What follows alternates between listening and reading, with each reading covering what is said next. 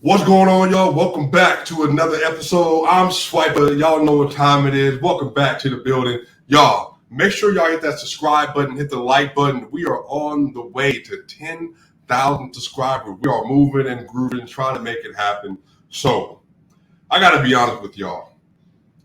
I watched the game yesterday just like you did. I was living my life yesterday just like you were. And I happened to be scrolling on Twitter. I happen to be doing my little daily updates of what's happening around the NBA. And I ran into some really interesting information. And so I have a subscription to The Athletic. So because of that, I get to see everything.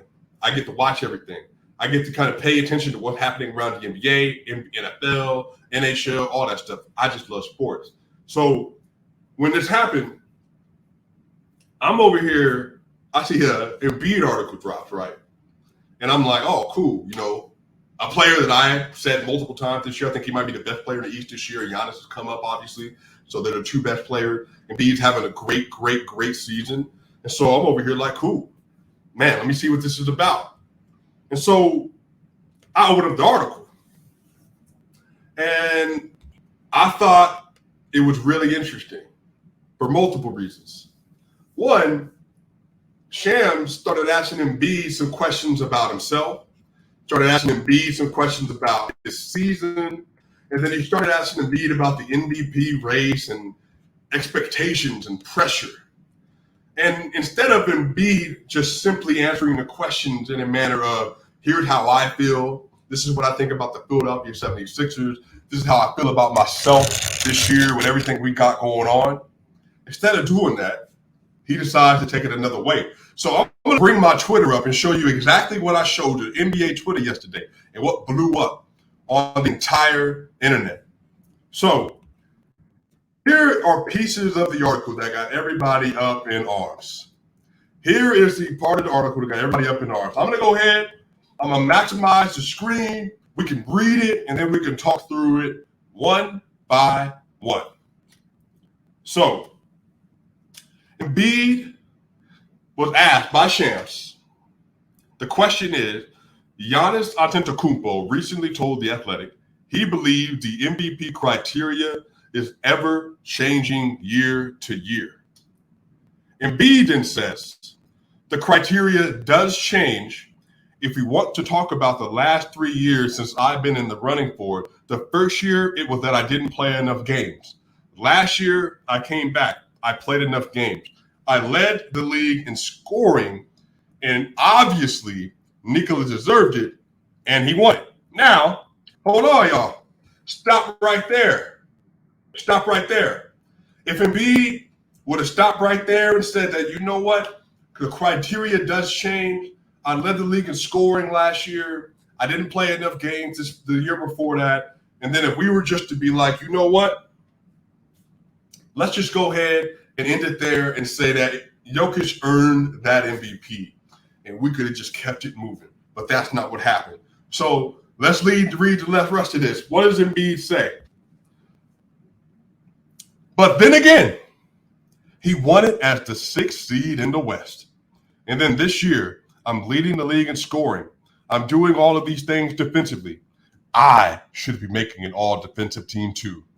I don't care. But every year is something. And when you add analytics into it, which don't make sense, you can talk about analytics all you want. When you got some guys in the league, the eye test tells you they're not good defensively, but analytics, they tell you they're the best defenders. That's when analytics don't make sense at all. I don't make the rules. I don't choose whatever criteria that they use. So it's really about whatever people's preferences are. Wow. Did y'all hear that? You can talk about analytics all you want, which don't make sense. You got some guys that tell you the eye test they're not that good defensively, but analytics will tell you they're the best defenders in the NBA. Curiouser and curiouser. Who might Joel Embiid be referencing right there? So, again, I'm telling you right now, I read this yesterday morning. I'm ready for the Denver Nuggets to take on the Philadelphia 76ers. I was on Twitter telling folks there's 5 televised games for the Nuggets this week. It's going to be the Bucks, which is going to happen on a Saturday, Embiid and the 76ers on Monday, the Pelicans on a Wednesday, the Warriors, and then they're going to play against the Suns. The Suns on Friday, then the Warriors on Sunday. So I was anticipating an elite level matchup between 2 of the 3 best players in the NBA so far in this regular season. But what I wasn't expecting was that Embiid was going to go out of his way in an interview when asked about the MVP criteria. As you can see right here in front of you, he was not asked about Nikola Jokic. He was asked about the criteria changing. And instead of Embiid just telling you his side of that story, he decided to drag Nikola Jokic's name into the mud without actually saying his name. Because he brings up the fact that Jokic won it as a 6th seed. He brings up the fact that Jokic deserved it. But then he couldn't leave it there. He had to bring us some stuff about being bad on defense and analytics painting a story that didn't actually exist. My whole thing is, Joel Embiid, why do you keep insisting on bringing Nikola Jokic's name up? So that's the first one. But ladies and gentlemen, boys and girls, however you choose to identify, let me tell you this right now. It doesn't stop there. Because at this point in time, Embiid couldn't even help himself. Because now Embiid feels that if he's going to go ahead and let it out, he might as well get it all out. So let me go ahead and share this here. Check this out. So again, the question is asked to Joel Embiid by Shams. Do you go into this postseason with a title or bust mentality? Embiid then answers, not necessarily. I don't care about the pressure that everybody puts on me. All I care about is the pressure that I put on myself to win. People have been talking about who has the most pressure to win. People want to mention me. Fine. He could have stopped right then and there. But he doesn't. He says, people want to mention me. I'm not at the top of that list. So before we keep reading, he says that why are people putting pressure on me? I'm not at the top of that list. So he just starts going off, then I only put pressure on myself. I don't care about what other people say about me. And you could have ended it right there. But then what he does, he digs in deeper. And he says, wait a minute, let me ask you a question. Why is there pressure on me? Now let's get to it. People want to mention me. I'm not at the top of that list that you should be asking this question to. I'm not a 2-time MVP. I've never made first team All-NBA. I've never won anything. So why is there pressure on me to do something when there are guys that have won 2 MVPs, a bunch of MVPs, and haven't done anything either? Do you hear what he is saying? I'm not the 2-time MVP. I wonder who is. I've never made first team All-NBA. I wonder who has. I've never won anything. Why is there pressure on me to do something when there are other guys that have won 2 MVPs, a bunch of MVPs, and haven't done anything either? Now, here's my first question. There's only one player in the NBA that's won multiple MVPs currently that doesn't have a championship. That's Nikola Jokic. There's no player in the NBA that's won a bunch of MVPs that doesn't have a championship, because that player is LeBron James, who has 4 MVPs. So Jokic, if he wins a 3rd this year, he's going to be qualifying for a bunch of MVPs because he's going to have 3 to his name. Curry, Durant, Giannis, no one else. Harden, no one else. Westbrook, no one else is going to be able to make that claim to have a bunch of MVPs other than Nikola Jokic if he wins this season, which I've said all year that he should. I said what it was going to take triple-double, first team in the West in dominance, and he's done it. And I stand on it, and I've been saying on it that he's been the best player. I can put the numbers up, and I can show you. They're 47-19 when he plays this season. Only Giannis Antetokounmpo has a better win percentage, by the way, in less games. So this is the conversation we are now having. Jokic has played 67 games this year, 25, 12, and 10 on 70% true shooting, and leads the NBA in raw plus minus. Leads the NBA. Analytics, sure, they're all on his side. But why don't you just deal with the fact that Jokic is shooting 67% from 2, 39% from 3, 82% from the line, and he's doing it on 15 shots a game while being arguably the best playmaker in basketball. So Embiid decides that instead of just simply answering the question, he wants to invoke the two-time MVP, who he's lost the first team All-NBAs to, who he's lost the MVPs to, who this year, not just because of Jokic's on-court play, but because of his actions and because of him running his lips, now folks might be kicking Embiid out of that conversation. Now, why do you say that? Let me tell y'all what happened. A series of unfortunate, and some may say fortunate events. What happens? Joel Embiid has an article drop the morning of the 76ers Nuggets game on March 27th. The anticipated Denver Nuggets and Philadelphia 76ers game. So what happened was we get about 3 or 4 hours after this whole thing, and everybody is like, oh, bruh, everybody ante up. It's about to be the showdown of the year. You thought game number 1, January 28th was a big deal? You thought Giannis and Jokic was a big deal? Well, you best ante up, because you're about to get a real dog fight. Because Embiid is chirping, Embiid is talking, and by the way, this ain't the first time. Months ago, Ramona Shelburne came on the jump on ESPN, on NBA Today, came on ESPN, and she said that Joel Embiid asked her directly, is Nikola Jokic going to play in the January 28th Philadelphia 76ers Denver Nuggets game? And she said she believes so. He asked her that months before the game happened. And then last Friday, the Golden State Warriors beat the Philadelphia 76ers. And I'm on the app on Twitter. 46-9-8 for Joel Embiid. He was a plus 13 in the game. They lost by 8 points, I believe. Great game. Do you know what Joel Embiid did? Right after the game, on the basketball court, after taking an L, after having one of his maybe 5 or 6 best games of the year, Embiid decides to walk up to Draymond Green after taking this L, after playing, when Nikola Jokic is not on the court. He says to Draymond Green, you said last playoffs, after a playoff series, that Nikola Jokic was the toughest guard you have in the NBA. I took offense to that, meaning I wanted to show you that I'm an even tougher guard than Nikola Jokic. And so Draymond Green goes to the press conference, goes to the podium, gets a microphone, and he says that Embiid just said this to me as we're walking off the court. Now he's laughing about it. But me, I'm looking at him like, wait a minute.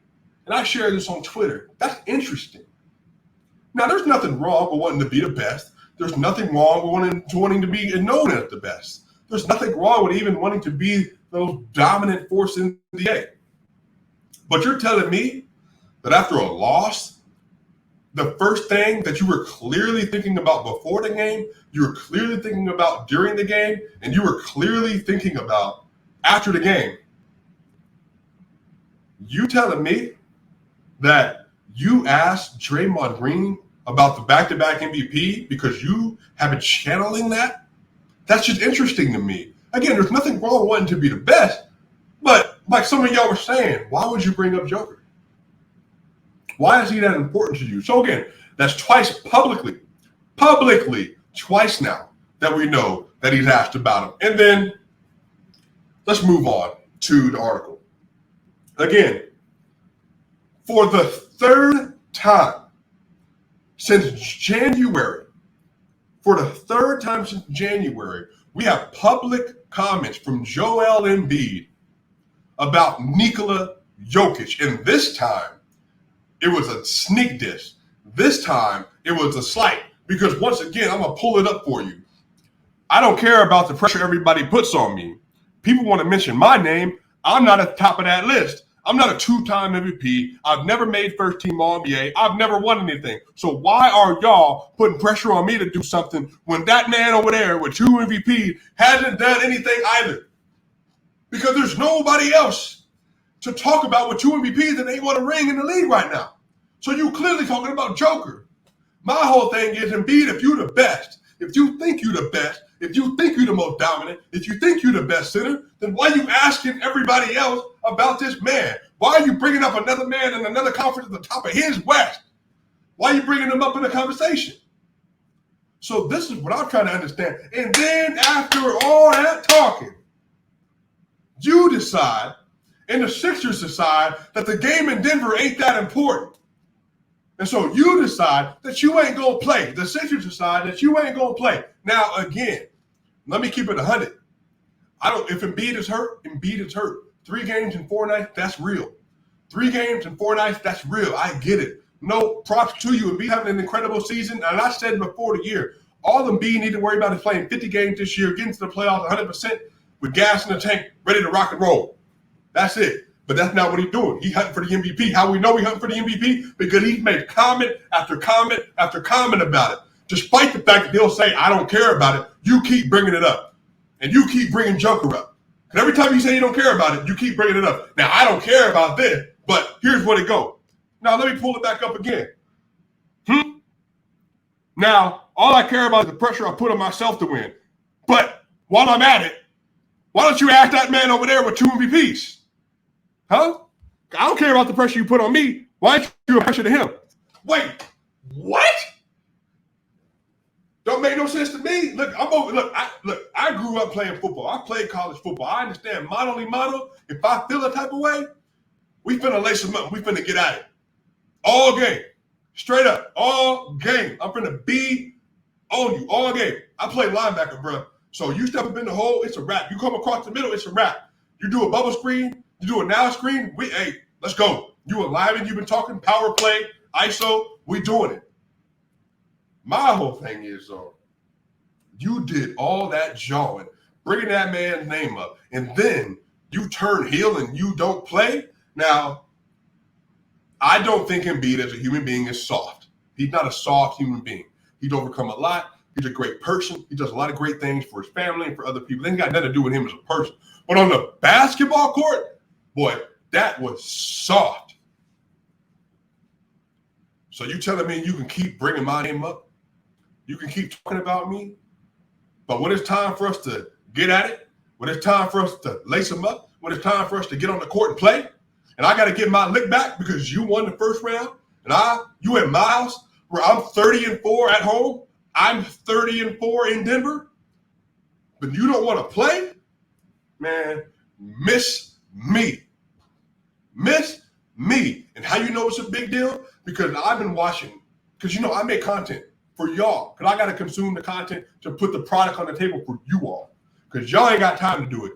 And if you do it, I want to make sure I can see what you're seeing. So I watch NBA Today. I watch parts of First Take. I watch parts of Undisputed. I watch parts of different shows around the internet.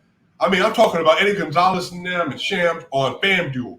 I'm talking about like whatever. Because I want to see what people are saying. I watched a part of The Ringer today. I got a chance to see what Kevin O'Connor and them were saying. I got a chance to see what multiple people were saying. And you know what the common sentiment was?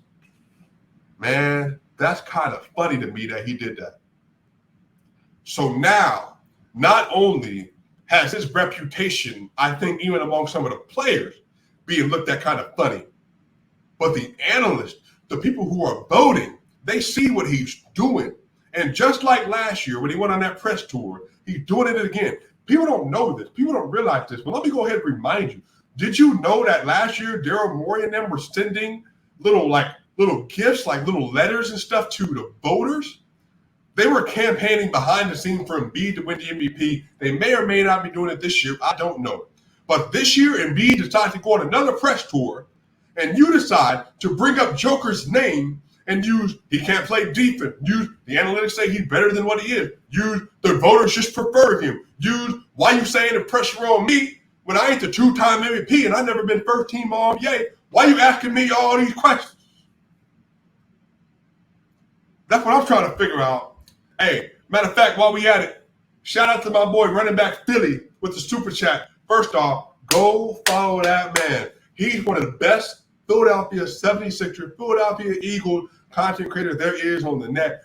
He was one of the first people to help put me up on game doing this channel, creating this content. That's my brother.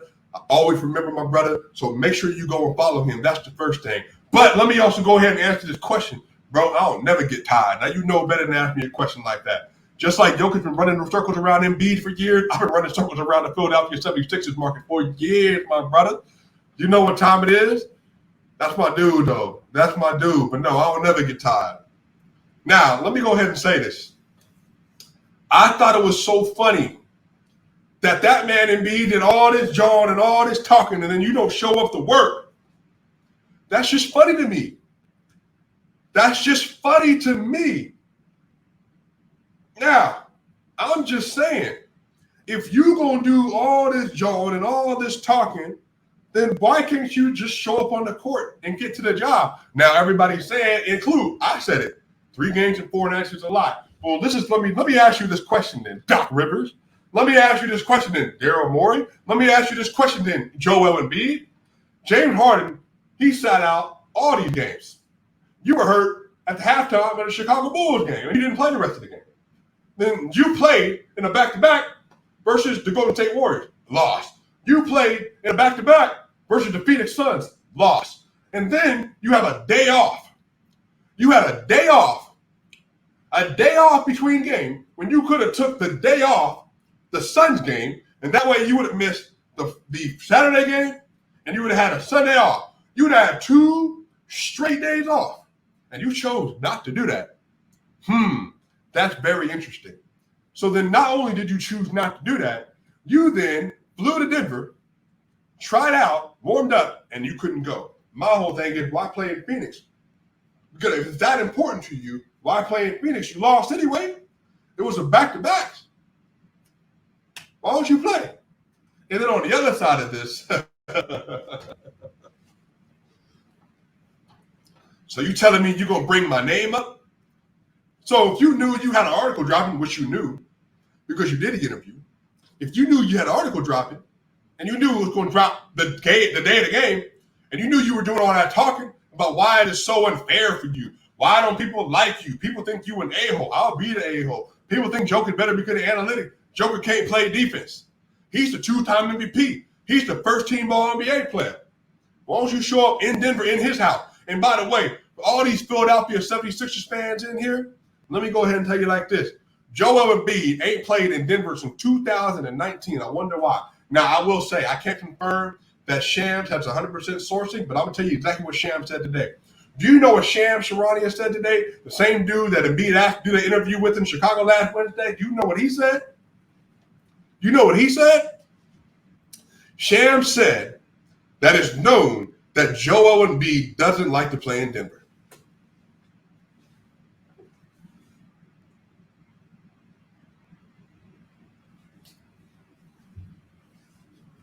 What you mean you don't like to play in Denver? Now again, this ain't from me, Swipa.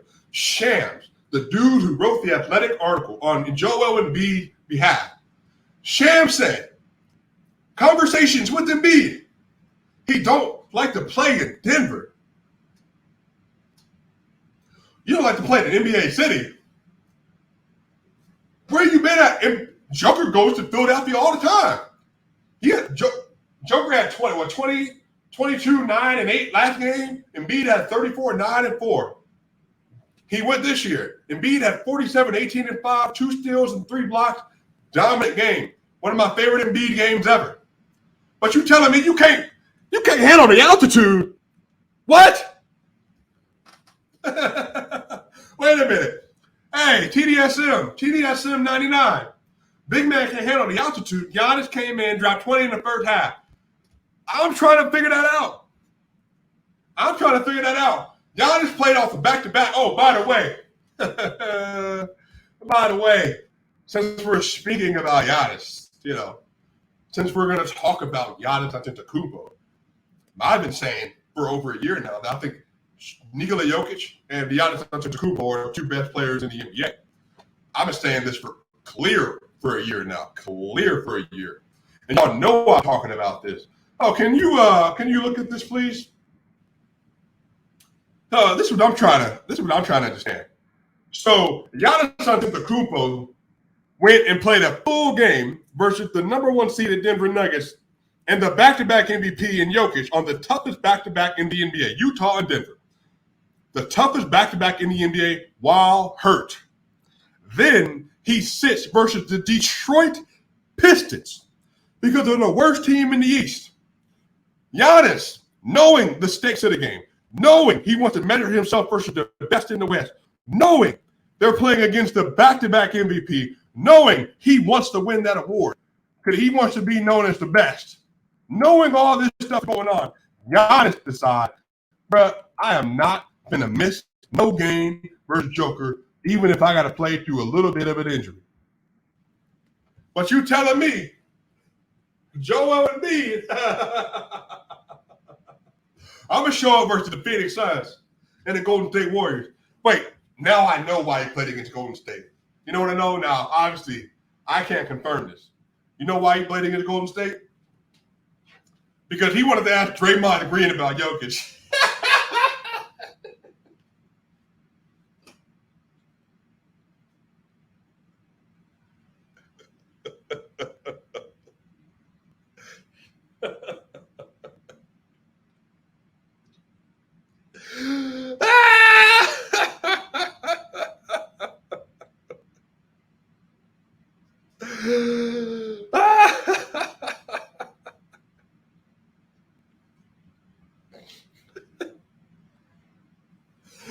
He didn't even go there to win the game.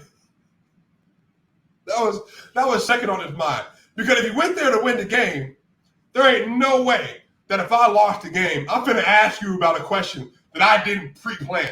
He had pre-planned to ask Draymond Green. He said, I want to go in and give Draymond Green my very best effort, which he did. 46, 9, and 8 ain't nothing to sneeze at. Nothing to sneeze at. But then he decided that I'm going to go into this game, play the very best that I can. I'm going to show Draymond. I'm going to prove to Draymond that I'm the toughest cover. No problem with that. But then you lose. And then you ask Draymond Green about Nikola Jokic. Y'all don't find that strange? You don't find that to be interesting? You don't find that to be crazy? That for the third time, we got to hear you publicly asking about Jokic? What? Like, I'm just trying to bring it up. I'm just trying to understand. I see Chill, my dude from Philly who recently graduated, my dude. I got mad respect for Chill, but Chill, help me understand. I'm not worried about Embiid. I'm saying, why Embiid worried about Joker? That's what I'm trying to understand. I'm just. Why is Embiid so worried about Joker? Because he asked Ramona Shelburne about Nikola Jokic. He asked Draymond Green about Nikola Jokic. Now he's talking to Shams Charania about Nikola Jokic. Why y'all keep talking about him? Y'all supposed to be contending in the Eastern Conference. Y'all need to be worried about Giannis. Why? Matter of fact, you need to be asking questions about Giannis. How do we stop Giannis in the playoff series? Hey, Phoenix, you just played against him on Saturday. What did you do wrong versus Giannis Antetokounmpo? Help me to be better. How do I defend him in the playoff in a 7-game series? I need to be asking Steph Curry, not Draymond Green. I need to ask Steph Curry, how did you beat the Boston Celtics in the NBA Finals? That's the question I need to ask. That's what you should be going to Phoenix and to. Matter of fact, wait a minute. Time out. Hold up. You went to Phoenix and you didn't even ask them about Giannis. Why would you not just ask them about the dude who beat them in the finals? Because you're going to play them in a 7-game series in the East, maybe in the second round, at least in the conference finals. Ask Phoenix about Giannis. And then, by the way, if you're going to go to Golden State, why are you asking Draymond Green about Nikola Jokic, who they played in the first round series? Why don't you ask him about the Boston Celtics? How do you beat that defense? Because you ain't beat them. They beat you 3 times this year, I believe. You got to face them in the second round or the Eastern Conference Finals, depending on your seeding. So since we're asking questions, since you're taking notes, because you obviously are, why aren't you taking notes about people in your conference? That sounds mighty fishy to me, man. I ain't gonna lie. Now, again, I think Embiid's been incredible. Embiid, on his own merit, if he wins the MVP, he deserves to win the MVP because he is that great. Embiid is that great of a player that for you to be in the running 3 straight years, even if I think you're going to win this year, that shows how great you are. I'm talking about great, historically great that you are. See, that's the difference. I can acknowledge that. He's one of the best two-way players in the NBA. He's one of the best scorers in the NBA. He has been incredible. And he deserves everything in his way. But I want you to hear this. Joel Embiid is sneak dissing Jokic in articles. While Embiid is bringing up Jokic unprompted. Jokic was asked about Joel Embiid. And this is what Joel Embiid had to say. This is what Nikola Jokic had to say about Joel Embiid. I think he's a great player. I think Joel, is going to be remembered as one of the great players in the league. The guy is a beast. He's so talented. He can post up. He can face up. He can shoot threes. He's a good defender. Mike Singer, the guy's a beast. Mike Singer says Nikola Jokic was extremely complimentary of him and how impactful he is on both ends of the floor. But you ask Joel Embiid about pressure being put on him. You ask Joel Embiid about the MVP for him. He's going to bring up Joker. He's going to bring up the 2-time MVP having not won anything. He's going to bring up, why didn't you ask the 2-time MVP how much pressure he got on him? He's going to bring up the fact that I ain't been first-team All-NBA. I haven't won an MVP. He's going to bring up the fact that the analytics is telling you Joker better than what he is.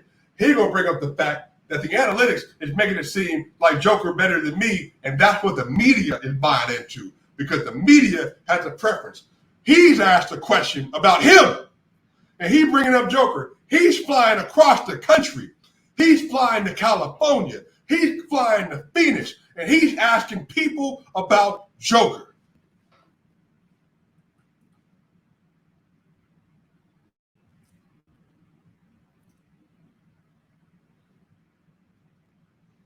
Come on, man. Let's be serious.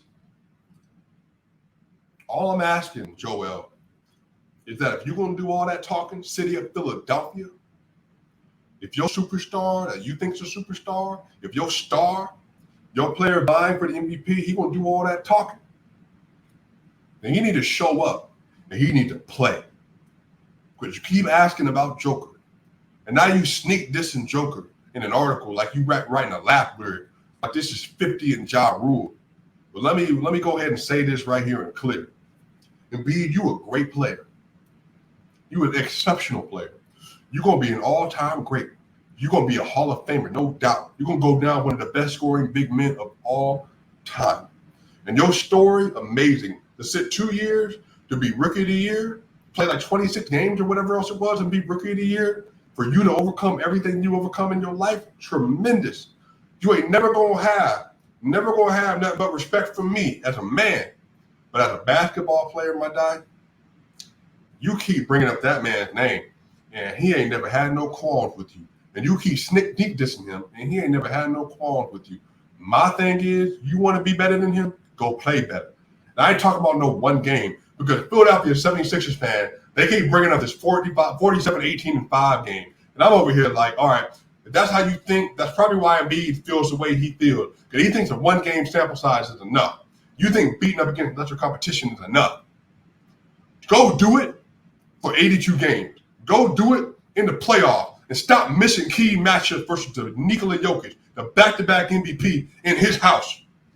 because you ain't played in Denver this year when Joker's vying for MVP. You didn't play in Denver last year when Joker was vying for MVP. You didn't play in Denver the year before when Joker was vying for MVP. 3 straight years you have not been available for Denver and Jokic when the time has called for it, but you got enough energy.